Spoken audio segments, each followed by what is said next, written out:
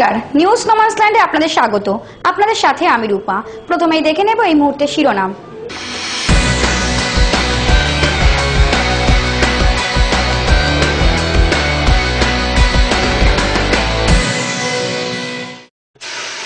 সুদীপ বন্দ্যোপাধ্যায়ের গ্রেপ্তারের প্রতিবাদে পথে নামল তৃণমূল।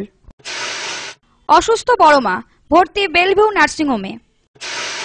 ভাটায় জ্বলছে খেজুর গাছ, বিপাকে শিউলিরা।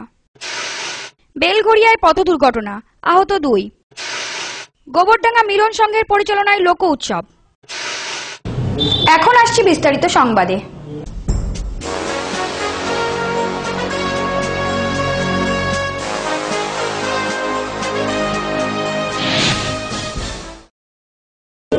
সুদীপ বন্দ্যোপাধ্যায়ের গ্রেপ্তারের প্রতিবাদে বনগাঁতে পথে নামল তৃণমূল কংগ্রেস।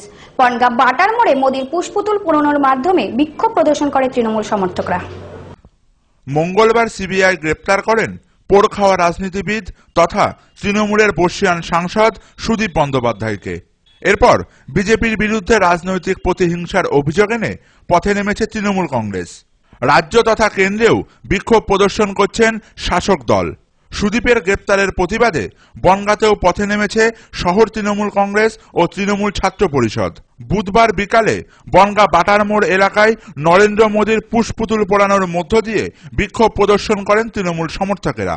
এদিন বিকালে বনগাঁ শহর তৃণমূল কংগ্রেস কার্যালয় থেকে বাটার মোড় পর্যন্ত মিছিল করেন তারা। প্রধানমন্ত্রী নরেন্দ্র মোদী এবং বিজেপির বিরুদ্ধে স্লোগানও দেন তৃণমূল সমর্থকেরা। বনগাঁ শহর তৃণমূল যুব কংগ্রেসের সভাপতি প্রসেনজিৎ ঘোষ বলেন, কেন্দ্রের 500 ও 1000-এর নোট বাতিলের বিরুদ্ধে প্রতিবাদে প্রথম দিকে ছিলেন সুদীপ বন্দ্যোপাধ্যায়। তাই বিজেপি রাজনৈতিক প্রতিহিংসার জন্য চক্রান্ত করে সিবিআই দিয়ে তাকে গ্রেপ্তার করিয়েছে। এর বিরুদ্ধে তৃণমূল পথে নেমেছে। এই বিক্ষোভের জেরে কিছু সময়ের জন্য অবরুদ্ধ হয়ে পড়ে বনগাঁ বাটার মোড় এলাকা।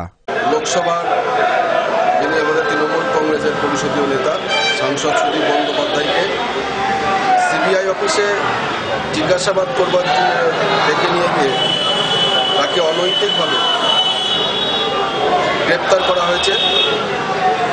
আমরা এর প্রতিবাদ করছি এবং এটা আমরা মনে করছি যে কেন্দ্রীয় সরকার, বিশেষ করে প্রধানমন্ত্রীর যে নোট বাতিলের যে ঘোষণা, যেটা সাধারণ মানুষ বিপর্যস্ত হয়েছে, সাধারণ মানুষ হয়রানি হচ্ছে, এর একমাত্র প্রতিবাদ তৃণমূল কংগ্রেস লোকসভাতে করেছে এবং সেখানে নেতৃত্ব দিয়েছিলেন সুদীপ বন্দ্যোপাধ্যায়। সুতরাং একটা প্রতিহিংসা রাজনীতি করবার জন্য কেন্দ্রীয় সরকারের অঙ্গুলি হেলনে সিবিআই এই সংস্থাকে দিয়ে তৃণমূল কংগ্রেসকে বিপর্যস্ত করবার একটা চক্রান্ত চলছে। প্রসেনজিৎ ব্যানার্জির রিপোর্ট, নিউজ নোম্যান্সল্যান্ড, বনগাঁ। অসুস্থ মতুয়া মহাসংঘের প্রধান উপদেষ্টা বীণাপানি দেবী শ্বাসকষ্টজনিত সমস্যায় ভর্তি বেলভিউ নার্সিংহোমে। অসুস্থ মতুয়া মহাসংঘের প্রধান উপদেষ্টা বীণাপানি দেবী শ্বাসকষ্টজনিত সমস্যার জন্য বড়মাকে ভর্তি করা হয় বেলভিউ নার্সিংহোমে। বড়মার রক্তে অক্সিজেনের পরিমাণ কম বলে খবর নার্সিংহোম সূত্রে, যার ফলে নার্সিংহোম কর্তৃপক্ষ বড়মাকে অক্সিজেন দিয়েছে বলে খবর, কিন্তু তিনি এখনো সম্পূর্ণ সংকট মুক্ত নয় বলে নার্সিংহোম সূত্রে খবর। অপরদিকে এই খবরে উদ্বিগ্ন মতুয়া ভক্তেরা। সব্যসাচী ভট্টাচার্যের রিপোর্ট, নিউজ নোম্যান্সল্যান্ড, ঠাকুরনগর। ভাটায় জ্বলছে খেজুর গাছ, ফলে বিপাকে শিউলিরা। তাই শীত পড়লেও সেভাবে মিলছে না খেজুর গুড়। মাঠের খেজুর গাছ জ্বলছে ইট ভাটায়। অনিবার্য পরিণতিতে গ্রাম বাংলায় আজ অমিল খেজুর রস। শীত পড়েছে ঠিকই, তবুও বাজারে মিলছে না ভালো নলেন গুড় অথবা পাটালি। স্বাভাবিকভাবেই ভরা পৌষে পিঠেপুলির স্বাদ থেকে বঞ্চিত হচ্ছে আমবাঙালি। খেজুর গাছ দিনে দিনে কমে যাওয়ায় আজ বিকল্প আয়ের খোঁজে শিউলিরা। শীত মানেই নলেন গুড়, ঝোলা গুড় আর পাটালি। আর এই গুড় তৈরির প্রধান উপকরণ হচ্ছে খেজুর রস। এই রস আগুনে জ্বালিয়ে তৈরি হয় গুড় বা পাটালি। কিন্তু নিজেদের স্বার্থে এক শ্রেণীর মানুষ লিপ্ত হয়েছেন খেজুর গাছ কাটায়। মাঠের গাছ কেটে সেগুলোকে চালান করে দেওয়া হচ্ছে ইট ভাটায়, ফলে কমে যাচ্ছে মাঠের গাছ। কিন্তু খেজুর গাছ কেন? গাছ কাটার ব্যবসার সাথে যুক্ত বিমল বিশ্বাস বলেন, ইট ভাটাগুলোতে যে শুধু খেজুর গাছ লাগে এমন কথা নয়, তবে খেজুর গাছেরই চাহিদা বেশি। কারণ ভাটার ইট পোড়াতে বিপুল পরিমাণ কাঠের প্রয়োজন হয়। তুলনায় কম দাম ও সহজে আগুন ধরানো যায় বলে ইট ভাটাগুলোর প্রথম পছন্দ খেজুর গাছ। এভাবে গাছ কমে যাওয়ার ফলে সমস্যায় পড়ছেন শিউলিরা। হ্যাঁ, গাছ তো আস্তে আস্তে কমে যাচ্ছে, আর জিনিসপত্রের দাম যা বাড়ছে তাতে তো আর মানুষের হাতে শিউলি কমে যাচ্ছে। হ্যাঁ, গাছ কাটার লোক কমে যাচ্ছে, আস্তে জিনিসপত্র কি হবে, আর গাছের যা বর্তমান পরিস্থিতি কিছু করার নেই, কমে যাচ্ছে, শিউলি নেই, তার মধ্যে জিনিসপত্রের দাম বেড়ে যাচ্ছে, গুড়ি সেভাবে পড়তে হচ্ছে না, রস কমে যাচ্ছে, চাষবাসের জন্য গাছ সব কেটে দিচ্ছে। একটা গাছের থেকে সারাদিন গাছে এ করলে হাফ হাড়ি হয়, কোনোদিন আবার দেখা যাচ্ছে হাফেরও কম হয়। প্রায় সারা বছর ধরে তারা শীতকালের দিকে চেয়ে থাকেন। তারা নিজেদের গাছ ছাড়াও ভাড়া করে নেওয়া গাছও পরিষ্কার করে কাটেন, আর সেই গাছ থেকে বের হয় রস। কিন্তু চলতি বছর যেন উভয় সংকটে পড়েছেন শিউলিরা। একদিকে মাঠের গাছ চলে যাচ্ছে ইটভাটায়, অপরদিকে প্রতিকূল আবহাওয়া। পৌষ মাস পড়ে গেলেও এখনো সেভাবে ঠান্ডা পড়েনি, ফলে যে কটি খেজুর গাছ রয়েছে তাতেও রস কম হচ্ছে। বনগাঁ নতুন গ্রাম এলাকার এক শিউলি রামকৃষ্ণ বাছার জানালেন, গাছ আর বেশি নেই, মালিকেরা গাছ বিক্রি করে দিচ্ছেন। যে কটা গাছ আছে তাতেও রসের পরিমাণ কমে গেছে। এই রকম বিভিন্ন সমস্যার কারণে নতুন প্রজন্মের কেউ আর এই গাছ কাটার পেশাতে আসতে চাইছেন না। দু একজন পুরনো মানুষ এখনো এই পেশাকে বাঁচিয়ে রেখেছেন, আর সে কারণেই হয়তো এখনো কম বেশি বাজারে মিলছে নলেন গুড়। বাস্তব পরিস্থিতি কিন্তু বলছে অন্য কথা। এইভাবে চলতে থাকলে আগামীতে ইতিহাসের অতলে হারিয়ে যাবে খেজুর রস বা নলেন গুড়। দেখুন, খেজুর গুড় আমাদের বছরে একবারই আসে। আমরা প্রতি বছরই আশা করি যে ভালো গুড়টা পাবো, কিন্তু দিনকে দিন যত দিন যাচ্ছে আস্তে আস্তে গুড়ের মানটা কমে যাচ্ছে। নেটওয়ার্কের যে টাওয়ার গুলো সব হয়েছে, সেই টাওয়ারের জন্য রসের পরিমাণও অনেক কমে যাচ্ছে, যার জন্য আগে যেরকম প্রচুর পরিমাণে রস পাওয়া যেত, এখন সেই তুলনায় যে আমরা শুধু রস খাবো সেই রসটা এখন আর নেই।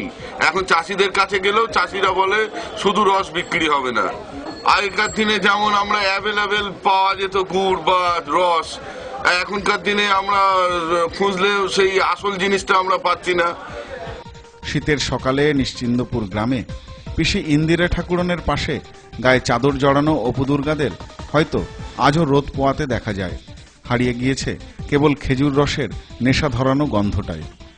এখন তো খেজুর গাছ তো দেখাই যায় না, এবং গ্রামে যেখানে দু একটা খেজুর গাছ আছে কিন্তু সেই কাটবার মতো গাছেও পাওয়া যায় না, গাছেরও অভাব। আমরা ছোটবেলাতে যখন খেজুর রস খেতাম, আমাদের নিজেদের বাড়িতে 14-15টা গাছ ছিল, আমার নিজের বাবা কাটতো, আমরা সেই রস খাবার জন্য খুব সকাল সকাল উঠে পড়তাম। এখন তো গুড় পাওয়া যায় না, এবং গুড় পাওয়া গেলেও তাতে চিনির মিশ্রণ প্রচুর পরিমাণে, সেটা নামেই খেজুর রস, খেজুর গুড়, কিন্তু আদৌ সেই পূর্বের সেই গুড় আর রস এখন পাওয়া যায় না। এখন ওই খেজুর গাছ ভাটার জ্বালানি হিসাবে ব্যবহার করা হয়।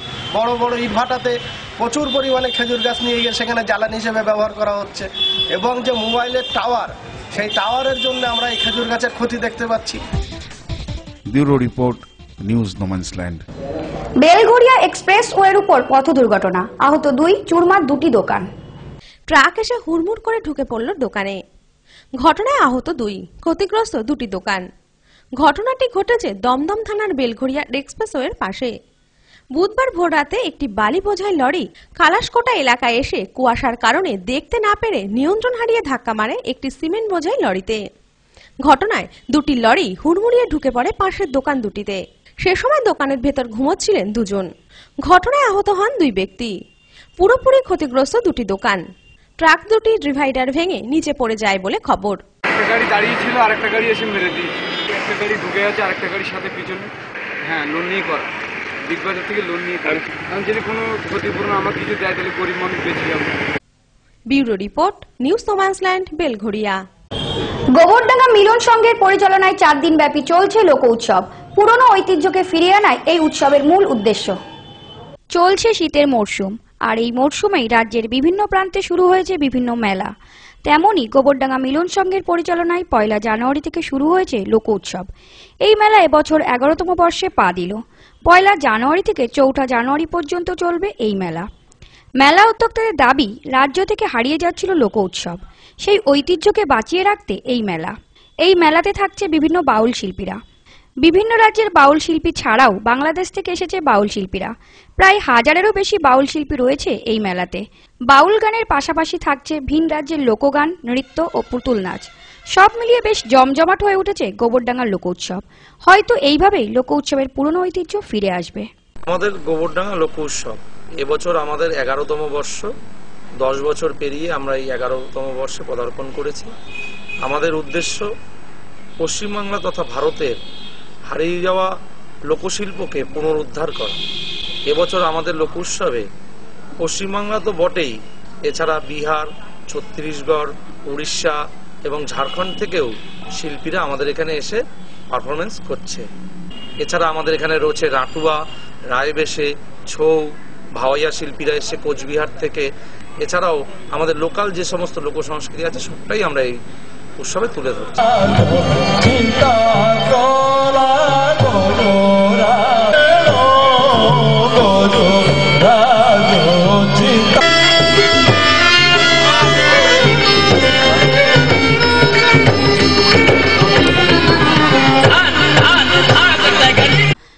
পরমা বন্দ্যোপাধ্যায়ের রিপোর্ট, নিউজ নোম্যান্সল্যান্ড, গোবরডাঙ্গা। সংবাদ এখনকার মতো এই পর্যন্ত। দেখতে থাকুন, সঙ্গে থাকুন নিউজ নোম্যান্সল্যান্ড, স্বচ্ছতার দর্পণ।